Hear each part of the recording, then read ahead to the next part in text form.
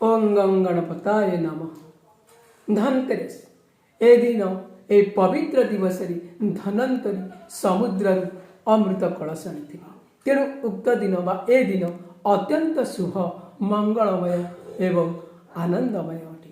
तेणु ए पवित्र दिवस आपण श्री गणेश बा माता महालक्ष्मी मूर्ति किणी निश्चित भाव में घर पड़तु। सुना रूपार द्रव्य किणतु।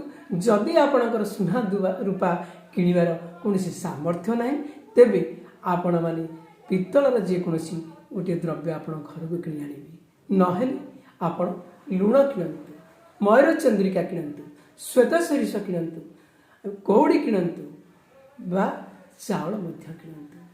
यह एपरिक मध्य आपण से दिन बा धनतेरस दिन आपण ओं धनवंतरे नमः, ओं कुबेराय नमः ए मंत्र मध्य आपण 5 थर, 7 थर, 9 थर, 21 थर बा 108 थर जप करंतु।